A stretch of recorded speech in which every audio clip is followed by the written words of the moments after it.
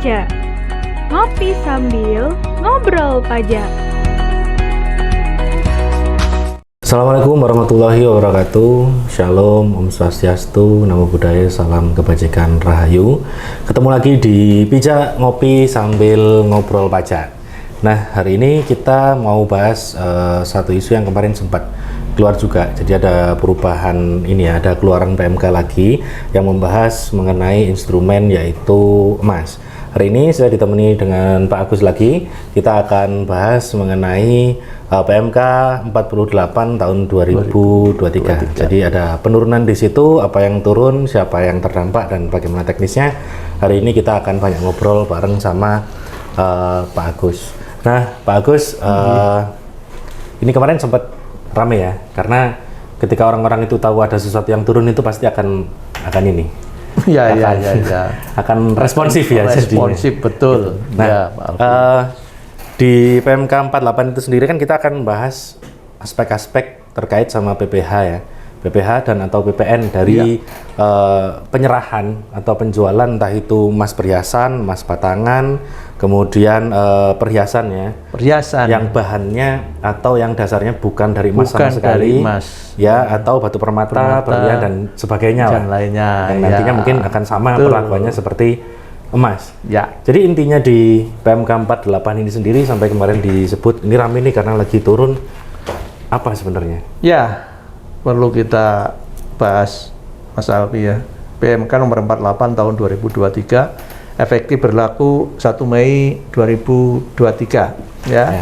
Seperti tadi Anda sebutkan, PMK ini mengatur tentang aspek PPH dan PPN atas penyerahan emas perhiasan, emas batangan, perhiasan yang bahannya seluruhnya bukan dari emas, batu permata dan jenis batu lainnya, serta jasa yang terkait dengan emas perhiasan dan emas batangan ini, termasuk tadi perhiasan lainnya tadi. Ini menarik ya, karena pasti ya emas ini sesuatu yang pasti akan kita konsumsi begitu ya, pasti akan kita beli ketika kita ada kelebihan.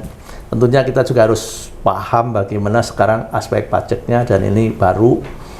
Ini Mas Alfi, sebelum kita membahas lebih detail, lebih jauh tentang bagaimana teknisnya, mungkin sedikit juga kita ulas tentang pihak-pihak yang terkait ya, pihak yang terkait tentang aturan ini. Yang pertama tentunya kita harus pahami dulu emas perhiasan itu definisinya seperti apa ya. Emas perhiasan ini adalah perhiasan dalam bentuk apapun. Mohon maaf saya agak baca ya, karena memang aturannya baru ya. Perhiasan dalam bentuk apapun yang bahannya sebagian atau seluruhnya dari emas, termasuk yang dilengkapi dengan batu permata dan atau bahan lainnya yang melekat atau terkandung dalam emas perhiasan dimaksud. Itu batasan tentang emas perhiasan. Tentunya nanti yang akan terkait dengan aturan ini, yang pertama adalah pabrikan emas perhiasannya. Pabrikan emas perhiasan ini adalah pengusaha. Pengusaha bisa orang pribadi, bisa juga badan ya, yang menghasilkan emas perhiasan dan melakukan kegiatan jual beli emas perhiasan dan atau penyerahan jasa yang terkait dengan emas perhiasan. Ya. Ini pabrikan, mereka yang menghasilkan atau yang menghasilkan emas perhiasan dan melakukan kegiatan jual beli emas perhiasan serta jasa yang dia jual terkait dengan emas perhiasan. Juga nanti yang kedua ada pedagang emas perhiasan, ada pabrikan, ada pedagang. Nah, pedagang ini bisa pribadi, bisa badan, adalah pengusaha yang melakukan kegiatan jual beli emas perhiasan dan atau penyerahan jasa yang terkait dengan emas perhiasan tersebut. Biasanya di sini distributor, grosir, dan pengecer ya. Yang terakhir adalah konsumen akhir. Tentunya adalah pihak yang mengkonsumsi ini, pembeli barang dan atau penerima jasa yang mengkonsumsi secara langsung. Yang mengkonsumsi secara langsung barang dan atau jasa yang dibeli atau diterima dan tidak menggunakan atau memanfaatkan barang dan atau jasa yang dibeli atau diterima dimaksud untuk kegiatan usaha. Sehingga murni kita konsumsi ya, itu konsumen akhir ya. Jadi dari definisi ini ya, marilah sekarang kita kaji lebih mendalam tentang teknisnya Mas Albi ya. Ya ini tarifnya agak banyak dan saya ya kemarin barusan ada sosialisasi juga ya, baik di lingkungan organisasi profesi kami maupun dari DJP ya. Oke, mari kita lihat teknisnya seperti apa Mas Albi ya. Yang pertama adalah emas perhiasan, penyerahan emas perhiasan. Ya.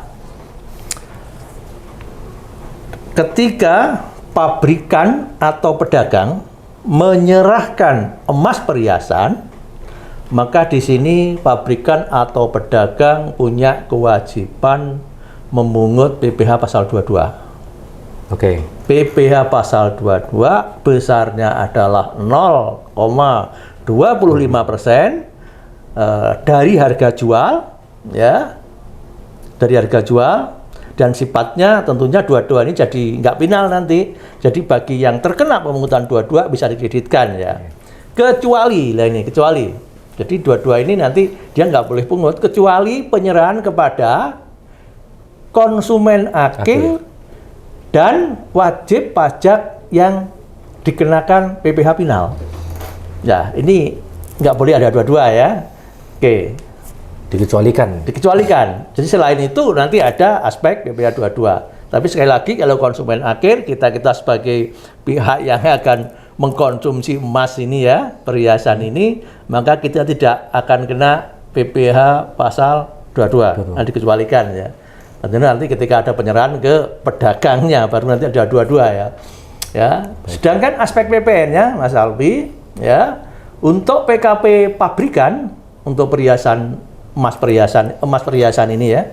Untuk PKP pabrikan maka dia harus memungut PPN 1,1% dari harga jual ya, kepada pabrikan sesama pabrikan lain atau kepada pedagang emas perhiasan.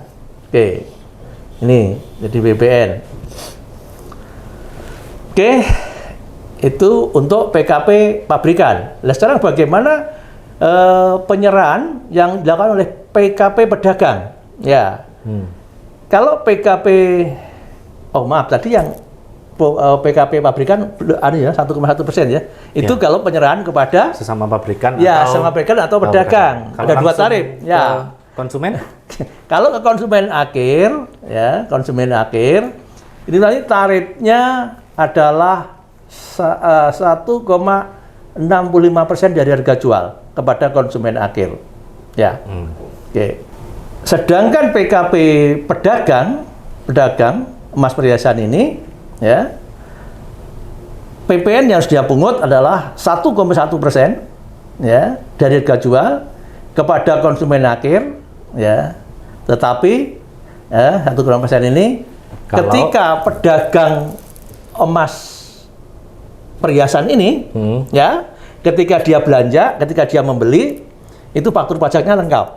Berarti dia PKP? Ya, PKP pasti. Ya, PKP. Ya. Dan yang kedua, PPN-nya yang dia pungut 1,65% dari harga jual kepada konsumen akhir ya. Ketika PKP pedagang ini ketika memperoleh, ketika belanja, PPN-nya, faktur pajaknya tidak lengkap. Ya, atau mungkin tanpa faktur begitu ya. Ya, tidak lengkap. Jadi ini ada beda tarif. Ya. Dan PKP pedagang emas eceran ini ketika dia menyerahkan kepada pabrikan, kembali ke pabrikan misalkan, maka di sini PPN-nya 0%. Ya. Ini yang dulu 2 ya? Ya, betul. Yang dulu awalnya 2% itu. Betul, ini ada perubahan di sini, betul. Oke, jadi kalau mengacu pada tarifnya ada 2 sebenarnya, 1,1% sama 1,65%. Kita kembalikan ke siapa yang jadi istilahnya siapa yang bertransaksi di sana. Ya, Ya, betul. ketika dia pabrikan, transaksi dengan sesama pabrikan atau pedagang, dia 1,1%. Betul, ya. Kalau pabrikan dia langsung ke konsumen tahap akhir 1,65% tarifnya. Betul, ya. Betul. Sama-sama dari harga jual. Ya. Nah, ketika si pedagang berarti perbedaannya bukan kepada siapa dia menjual, tapi punya faktur lengkap atau enggak. Iya, betul. Ketika dia menjual ke konsumen akhir dengan faktur dia lengkap dari dia pembeliannya awal di pabrikan, 1,1%. 1,1%. Tapi kalau tidak lengkap, 1,5%. 1,5%. Betul. Sehingga ada perbedaan di sini, Mas Alfi, ya. Oke. Ya di samping yang 0% itu Yang tadi 0%, betul. Ya. Oke, jadi pengecualiannya yang dikecualikan tadi pun juga sebenarnya masih tetap sama ya Pak. Ketika itu diserahkan ke konsumen akhir, terus habis itu tadi ke wajib pajak yang dikenai PPh final. Ya. Berarti Pak ya, itu termasuk dikecualikan. Dan yang terakhir ada pengajuan SKB tetap ya Pak? Ya. Untuk surat keterangan bebasnya dia? Ya betul. Jadi untuk PPh-nya itu Mas Alfi. Untuk PPh-nya. Itu aspek PPh-nya betul. Jadi persyaratan SKB ini tetap ada ya. Oke, itu untuk emas perhiasan. Yang kedua ini untuk emas batangan. Ya, emas batangan. Ini aspek PPh dua-duanya dulu. Ketika pabrikan atau PKP pabrikan, ya, ketika dia menjual, maka dia harus memungut PPh pasal 22 sebesar 0,25%. Kecuali, ini hampir sama dengan tadi, penyerahan kepada konsumen akhir ya. Konsumen akhir atau wajib pajak yang dikenakan PPh final. Dan satu lagi pengecualiannya adalah melalui pasar fisik emas digital. Ini. Oke. Ini juga pengecualian Mas Alwi. Sedangkan untuk PPN-nya emas batangan ini kita kembali ke fasilitas ya. PPN tidak dipungut. Ya, ada fasilitas itu. Oke. Itu yang kedua ya. Emas batangan. Emas batangan. Sedangkan yang ketiga ini adalah perhiasan yang bahannya seluruhnya bukan dari emas. Ya, dari emas. Termasuk tadi batu permata dan batu lainnya. Nah, ya. Ternyata perhiasan yang bahannya bukan dari emas pun diatur di sini. Ya. Aspek PPh-nya adalah sama. 0,25% dari harga jual, kecuali penyerahannya kepada konsumen akhir dan kepada wajib pajak yang terkena PPh final. Betul. Ya. Sedangkan PPN-nya ini menggunakan besaran tertentu ya, sama dengan yang tadi dua sebelumnya yang kita bahas adalah 1,1% dari harga jual. Oke. Jadi perhiasan yang banyak bukan dari emas pun sekali lagi ini juga terdampak dengan peraturan ini, bisa kena dua-dua dan kena PPN ya. Dua-duanya ada pengecualian tadi yang PPh 22 ya, kepada konsumen akhir atau PPh final. Sehingga konsumen akhir ini dampaknya PPh 22 nggak terdampak ya, dalam PPN-nya aja ya. Oke, yang menarik Pak Salpi ini yang poin keempat yang secara teknis yang diatur dalam PMK ini adalah jasa ya. Biasanya kita punya bahan sendiri ya, punya emas, kita olah lah ya. Dia minta diolahkan jadi begini sesuai dengan selera kita modelnya. Nah ini juga ada aspek pajaknya ya. Kalau ini pajaknya PPh-nya tentunya kita tetap mengacu kepada PPh atas jasa ya, bisa 21, bisa PPh 21, bisa PPh 23. Tergantung siapa yang menjual jasa ya. Kita sebagai pengguna ketika memberikan imbalan atas jasa yang kita pakai tadi, maka kita harus memotong ya.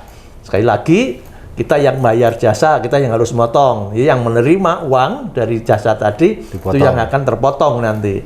Tergantung siapa yang menjual jasa ini. Kalau orang pribadi ya 21 harus kita potong. Kalau badan bisa PPh pasal 23. Betul.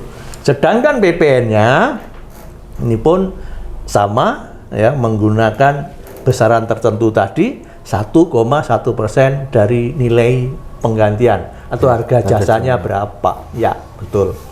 Saya kira itu teknisnya Mas Alfi ya. Kalau kita bahas secara keseluruhan kayaknya Nggak cukup satu konten. nggak cukup satu konten. Tapi garis besarnya aja, inilah teknisnya ya. Dan ini saya pikir sesuatu yang baru ya, sesuatu yang baru yang berlaku mulai awal Mei kemarin ya. Oke, saya kira itu Mas Alfi. Oke, jadi sebenarnya ketika kita merespon kemarin dari beberapa peserta brevet juga yang kepengen mengetahui lebih jauh tentang PMK 48 di ya. tahun 2023 kemarin itu pada bulan Mei ya Pak kemarin Ya. nggak salah, perpanjangannya bisa kita sampaikan di konten kita yang ini. Nah mungkin sedikit recap aja dari konten kita yang hari ini. Jadi tadi kita sempat membagi jadi beberapa ya, jadi mulai dari PPh-nya dan atau PPN-nya, dari jenis pajaknya apa yang dikenakan atau yang istilahnya mengikat di dalam transaksi si emas tadi, baik emas perhiasan, batangan, atau perhiasan yang bukan dari emas, dan juga perhiasan seperti batu-batuan, Ya. istilahnya batu permata dan yang sejenisnya, sekaligus sama jasanya. Nah, sebagaimana disampaikan tadi, untuk emas perhiasan, kemudian emas batangan sampai Ya. pada batu tadi, semuanya juga ketika ada transaksi tetap terkait dengan PPh pasal 22 dengan pengecualian yang Ya. sama. Jadi yang Ya. dikecualikan dari PPh 22 atau yang dikecualikan itu ada dua ya, berarti Konsumen akhir. konsumen tahap akhir dan juga wajib pajak yang dikenai PPh final. Ya. Tentunya tetap ada pengajuan SKP atau surat keterangan bebas. Bebas. Nah, sementara kalau kita mengacu dari segi PPN-nya, kalau di emas perhiasan tadi tarifnya ada 1,1% teman-teman Ya, sekalian, betul. sama 1,65%. Ya. Bergantung kepada siapa yang jadi pemungutnya, yang Pembelinya. jadi pembelinya tadi. Ya, betul. Jadi kalau PKP-nya pabrikan emas, dia wajib mungut 1,1% dari harga Kepada, jual ya. pada pedagang. Pedagang dan pabrikan. Ya, dan sesama Pedagang pabrikan. Sama pabrikan. Oke. Ya. Kemudian 1,65 kalau dari pabrikan langsung ke konsumen Akhir, betul. Iya, siap. Ya. Terus habis itu 1,1% dari pedagang ke Konsumen akhir ketika fakturnya lengkap. Ya. 1,65 kalau fakturnya tidak lengkap. Tidak lengkap. Ke Gitu. konsumen akhir Ke konsumen atau ke akhir. sesama pedagang. Oke, Ya. jadi sama-sama pedagang atau distributor, Iya. tapi fakturnya dia nggak lengkap. Iya, betul. Nah, kalau di buyback dikembalikan lagi dari pedagang ke pabrikan 0%. 0%, dari yang betul. sebelumnya Ya. 2%. Ya. Gitu. betul. Oke, kemudian kalau yang emas batangan sendiri, selama dia tadi adalah emas batangan yang untuk cadangan devisa negara, Loh, ya. dia tidak dikenakan PPN. Betul, ya. Tadi lupa saya ya. Ya, betul. Jadi kalau dia merupakan emas batangan untuk kepentingan cadangan devisa negara, dia nggak kena PPN. Nah, kalau bukan kepentingan cadangan devisa negara, dia dikenakan PPN. Tapi juga bisa tadi fasilitas tadi ya Pak, Ya, betul. bisa dibebaskan dari Ya. PPN. Nah ini Betul. mungkin bisa teman-teman breakdown sendiri, nanti bisa dilihat di PP 49 tahun 2002 untuk mengenai fasilitas yang dibebaskan ya. PPN-nya tadi. Betul. Untuk PP pasal 22-nya sama ya, 0,25% Ya, 25% juga. Betul. Tuh, pokoknya tadi persyaratannya kalau teman-teman termasuk konsumen akhir sama final ya harus majukan SKP gitu Ya, aja. Oke, PPh pasal 22-nya ingat tadi tidak final, bisa dikreditkan juga, bisa betul. diperhitungkan ya, di pembayaran PPh tahun berjalan. Jadi cukup luas juga sebenarnya kalau ini mau kita breakdown, hanya saja mungkin kita batasi sampai di sini dulu supaya lebih ringan dan mungkin teman-teman bisa lebih memahami dan memilah dulu mana teknisnya dan siapa saja yang terdampak dari PMK yang ini. Karena kalau kita mau breakdown lebih jauh lagi, sebenarnya kita masih bisa masuk nih, termasuk ke investasi digital. Ya, betul. Terutama Mas, Ya. karena kalau sekarang kita lagi ngobrol keluar gitu Pak, lagi nemuin klien atau misalkan kita lagi ngopi nih sama relasi sama teman-teman, kayaknya anak-anak muda sekarang sudah mulai banyak yang ngobrolnya itu ngobrolin instrumen investasi, apalagi emas juga termasuk salah satu safe haven dari properti investasi ya, dari moda investasi yang ada di Indonesia. Jadi kalau teman-teman penasaran dengan topik yang lain, terutama mungkin kalau dari emas ini perpanjangannya mengenai naik turunnya si nilai emas, kemudian bagaimana aspek pajak untuk transaksi digital di investasi emas, teman-teman bisa langsung komen di bawah atau bisa request langsung lewat semua sosial media kita di @ciptasarana_cendekia. Terima kasih Pak Agus. Kita nanti ketemu lagi untuk bahas topik-topik yang lain. Ya. Jadi masih ada beberapa PMK lagi sebetulnya yang bisa kita ulas. Ulas, dan seperti biasa kita akan ulas ringan aja, kita akan ulas konsep-konsepnya, dan ketika teman-teman butuh tinggal minta, pasti akan kita deskripsikan lebih dalam lagi.